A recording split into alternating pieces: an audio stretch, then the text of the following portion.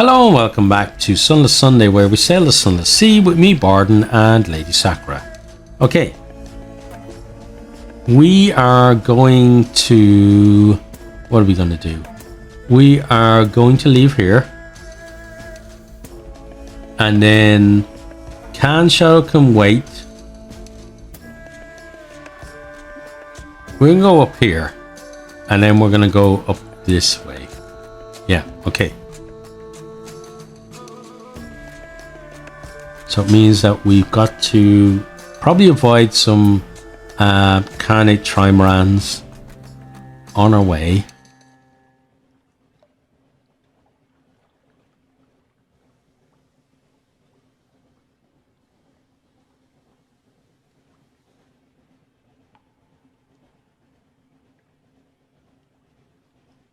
I'm so glad we're allowed here again.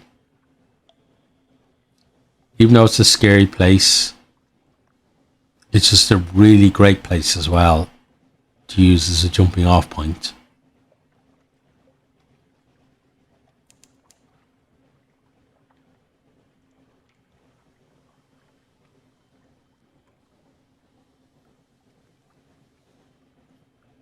Okay, so normally there's a trimaran somewhere in this area.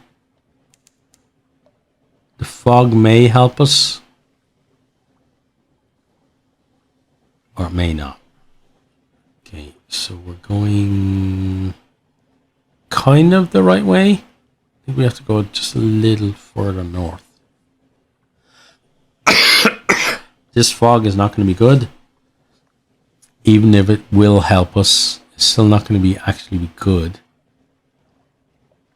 We're going to build up a lot of terror that we've been trying to avoid. We might actually burn some fuel to get through it quicker.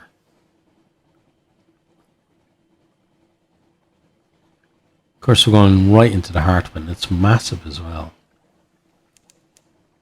Oh, hi there. Yeah, we're going to just try running. He is going to shoot us, unfortunately. Oh, and of course he gets to shoot us just as we come out of the fog. Okay, and we need to head over this way.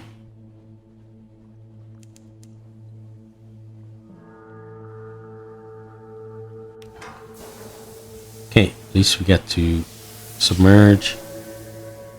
Right, so this is going to be somewhere new. And then our sonar will help us. It's right here, good. What the hell is that? Oh, that's probably one of the vortexes or something from the surface. Discovered Nook. Okay. Every nook and cranny.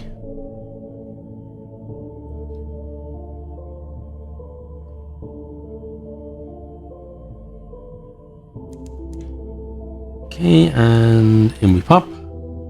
The edge of Nook.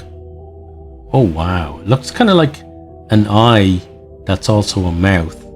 With millions of teeth.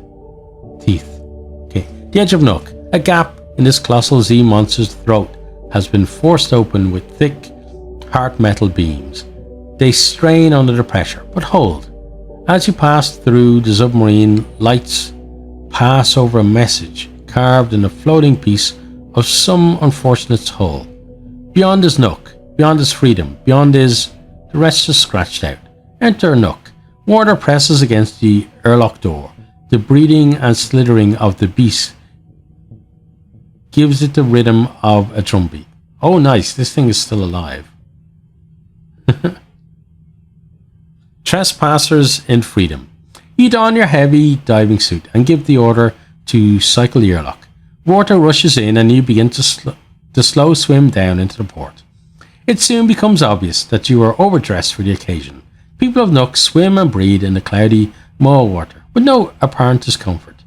Most are naked, with just a few clad in rotten rags that stream from their skin with no concern for modesty. None will communicate with you. If they ever can, those who acknowledge your presence just laugh silently at your bulky suit and unnecessary air holes. You'll need a different approach. Okay. Okay, let's try descend naked into Nook then. At least you're unlikely to run into anyone you know. You undress, every button, every stitch. The door opens. Ice cold water rushes upward. Instinct holds your mouth shut. 10 seconds, 20 seconds. Your lungs burn, holding in that last gasp of air. Your legs thrash. You can't hold it in. It escapes. You're choking underwater. It forces its way into your lungs. A taste of burning salt suffocates every attempt to gasp, scream, or... Then through the exhaustion and panic, you realize you're breathing. It's hard work. Your lungs fight against the weight, but it's enough. You can tolerate it, at least for now. The beast quivers in the distance as you trespass. Okay. Right, we're in Nook. Let's compile a port report. Notes on Nook. A vile place, festering, acidic. No laws but those of tooth and claw, written in scars. Civilization? Impossible. Making tea would be a logical impossibility. Yet the inhabitants seem content. Many have come here from London, the Khanate, the Presbyterate, abandoning cultured life for this tenuous existence. They grin, their mouths full of stolen flesh, or float naked and carefree. Many have nothing, and nothing to lose. A group of swimmers dart past, hunting gleefully. One squeezes your shoulder companionably. You've never met her before. Okay. Got a high risk here. There's only no, I'm not doing that. Return to Zumbarine. Swim upwards to the Great Maw. Okay, let's try that.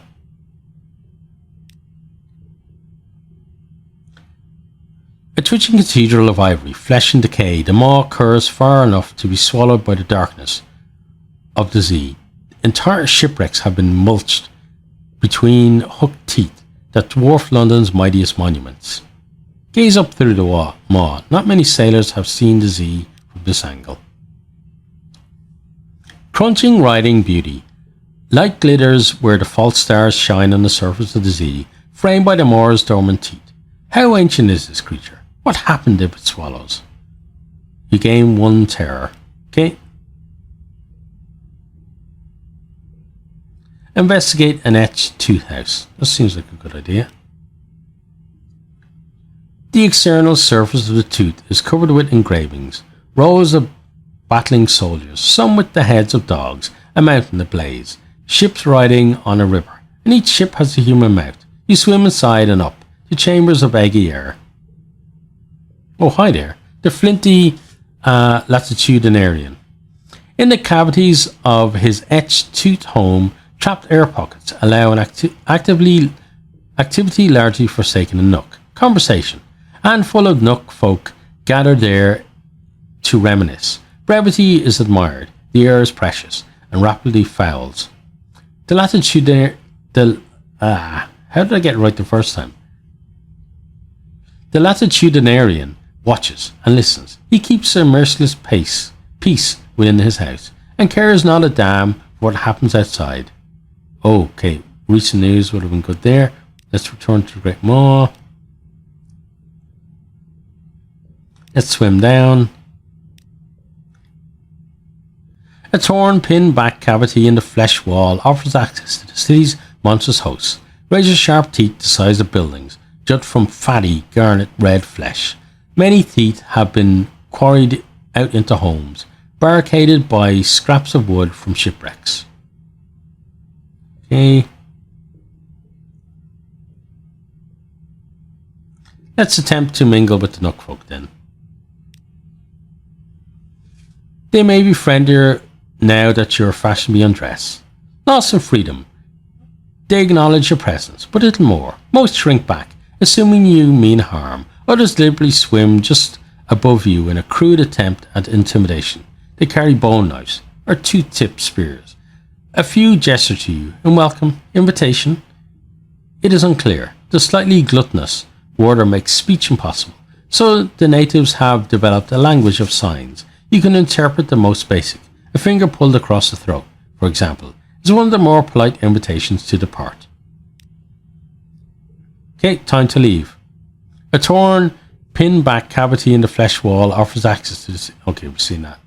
Your lungs, unaccustomed to breathing water, are beginning to labour. You must return to your ship. Old habits. There. The bright lights of your submarine's main beam. The airlock. Home. Air again. How refreshing.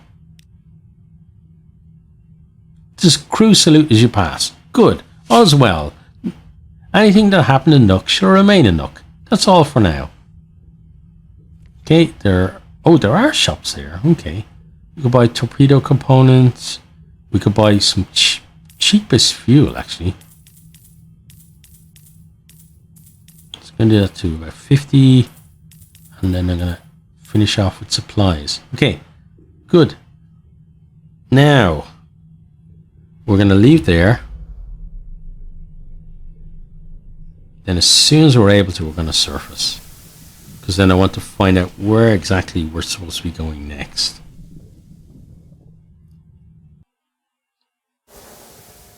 Okay, so we've just been to Nook.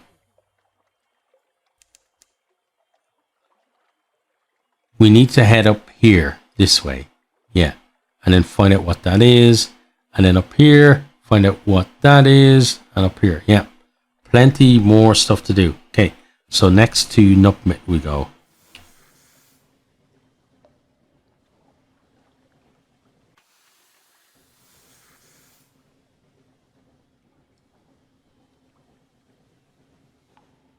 Yeah, that's why I stopped, because I hit F for full power accidentally.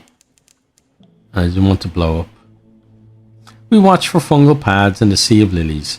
There's a prison here, guarded by not oracles. Okay, we're not far away now from Nookmit.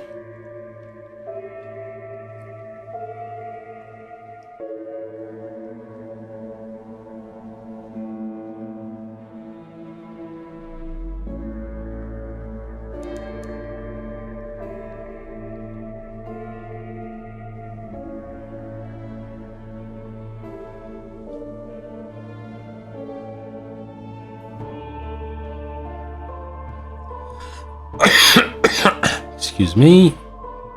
Now, which side is do we go? Okay, we need to go this way.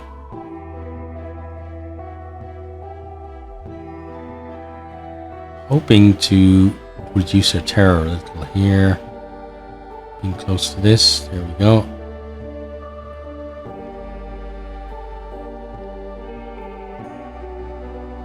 And then break across the water.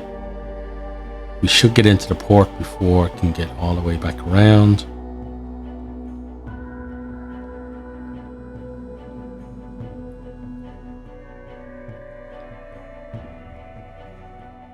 Yep, we're okay. Let's pop in there. Wisdom. Let's get a port report. What's the comings and goings? Not so many goings. Ships from the Khanate are most common. But you see shell-knight vessels, polythremed triremes, with chained and sulky unfinished men, corsairs disposing of their miscreants, even one furtive, Ardemi skiff. The wardens pay them well for the prisoners. Okay, and then there are shops there, but they're expensive. I don't think there's anything else. We could rescue a prisoner. We do not want to do that. Okay, so we're going to leave here, and then our next port of call is going to be there. Okay, so we're going to need to find somewhere that we can submerge.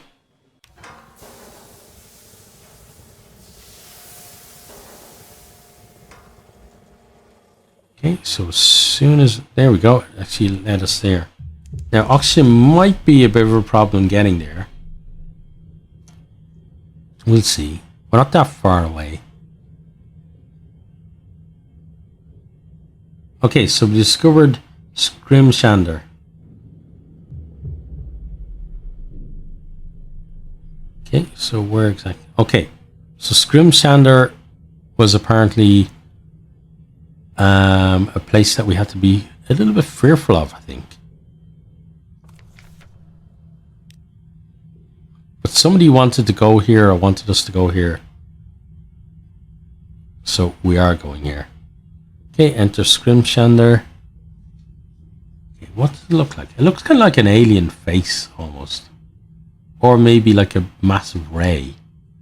Entering Scrimshander. Before you looms the bone tower of Scrimshander, the city of remembrance.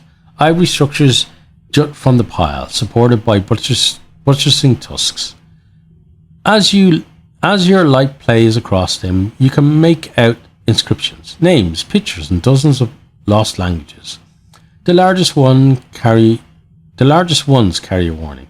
All are welcome to enter, but none may depart without leaving something of themselves behind. Okay, let's accept the price and dock, because we were told that we'd be sorted in terms of the actual price. A drowning floats before the docking gate of a bone cathedral. She wears a cowl and carries a ceremonial key carved from a femur. As you approach, she sings a solemn greeting. Soldier, scholar, servant of art, history welcomes without toll. But be warned, ere you depart, none who enter escape whole.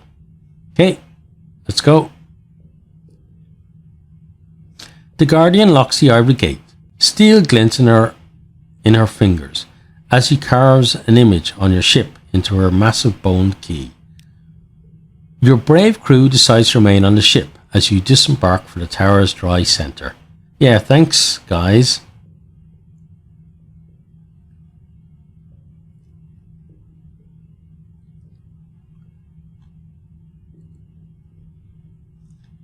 Okay, lots of things we could do here, actually. You walk down a damp nave of bone. Intricately carved ivory walls depict improbable scenes from history. The walls are edged in tiny fingered bones, each bearing a single name. Inhabitants wear ashen robes, carry steep-tipped bone quills, but you recognize most as drownies or shellnate expatriates. While most are quiet and ignore visitors, you hear heated arguments over interpretations of the sacred remains. Sacred remains which will include whatever you leave behind when you depart. Okay, let's deliver a monastic drownie. Your silent passenger is transfixed by the murals, eyes wide and mouth agape. His unrepeatable exclamation is the first word you've heard from him. A flood of words.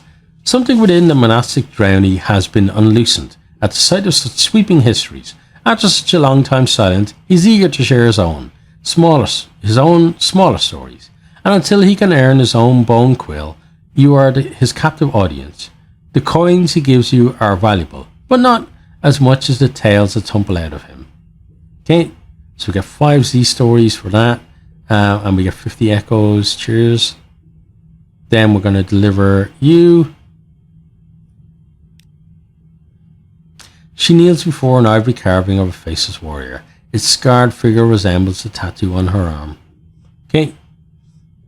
Hearty appreciation. After saying a wordless prayer, the treat hunting shellnate stands and clasps you in a fierce embrace. In addition to payment, she proudly presents you with a garland of shark's teeth. My days of hunting monsters is over. Now I hunt heroes through the ages. Okay.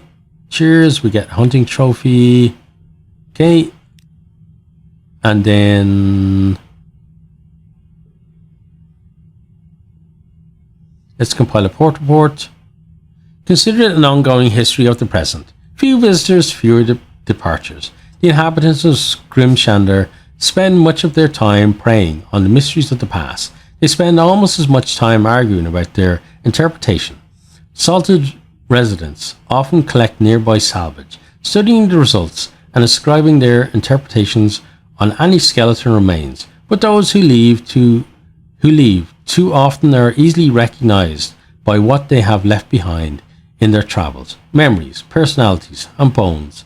Otherwise, they rarely consider the present, certainly not with the same focus they give to the histories buried within their terror. Recent world events are met with polite silence, unless it prompts an anecdote about similarities with antiquity. Apart from old grudges and new theories, very little changes here. Okay, and then we are going to try this out, 45% chance. Okay, a bandaged monk sits, attempting to carve a tail with its steel-tipped quill. This does not work for trembling hands. Inlaid with blood, the bandaged monk describes a day in the life of a tomb colonist. While you carve his words, the tale continues interminably. and your eyelids begin to droop until your hands slip, sending a steel nib of the quill skittering across the bone and into the palm of your hand. Blood wells against ivory, flowing into the words and highlighting them in crimson. Kindly, the monk takes the quill and offers you a length of bandage. When you staunch the bleeding, he invites you to the ivory archives. He confides in you that many of their most beloved records are inlaid with blood. Okay, we gain 1 terror. Okay, we failed though in our challenge. Let's delve into the Ivory Archives. The Ivory Archives, the Ivory Archives are a wealth of history with ages of visitors' stories carved into the bone pillars that build the citadel. It's something between a library and an ossuary, but less inviting. You want enough time? Okay. Downward into history. The monks grudgingly allow you to enter, but warn you that staying longer than your allotted time will incur significant penalties. They refrain from going into detail, but you notice that their bone quills are significantly larger and sharper than their fellows. Okay, high risk challenge. Let's leave the archives. Narrow passages wind through the old city, shadowed ever descending. You walk alone, except for the constant remains of those who came before you, each bearing their sad, small tales. They all end the same way. They all end here. Will you? You're not too far gone yet. You can still escape, unlike these poor souls. Okay, and we get to back among the living, or at least the most recent remains. Okay, gather at the stage of history.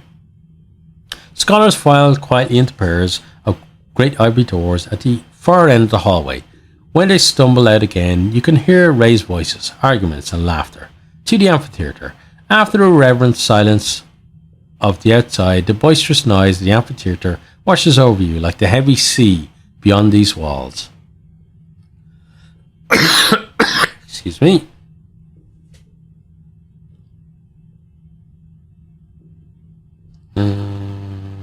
Watch a play. Trade coffee for time in the archive.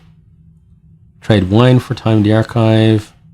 Agree to search the Ivory Archives for a pattern. Okay. Talk with the glib historian, think. Actors strut in the amphitheatre bone performing historic plays of dubious veracity. An audience watches from below, with each roaring drunk member applauding or jeering different details of the work. Above, an imperious figure wearing a crown of ivory judges each performance from a raised theatre box. All are served by a single man, weaving between the crown and wearing a perpetual smirk. Okay, the mushroom wine he serves is stale. The plays he announces are questionable at best. But the impeccably bearded man with the olive skin laughs at every performance and has a smile for every patron. Warring theories on the stage of history. Some cheer history as the work of brave and inspired heroes, especially them who wish they could be heroes themselves. The glib historian rolls his eyes theatrically. Others say it's all shaded by cyclical changes in scientific progress, economics and such, but nothing gets in the way of a good story, quite like nuance. He spits out the word like a rotten grape. We let him argue up on the stage and give an ivory crown to whoever's most convincing at the moment. He waves a hand at the temporary monarch in the raised seat above. But far as I'm concerned, he confides, filling a patron's mug with cheap wine, history is what you make of it, and I make a killing. Okay, and I think that's where we're going to leave that. We're going to leave the amphitheatre, back to the quiet of the crypt. You leave the noise and stale wine behind. Okay, and that's where we're going to leave that one. So I hope you've enjoyed, and hope to see you all next time. Goodbye.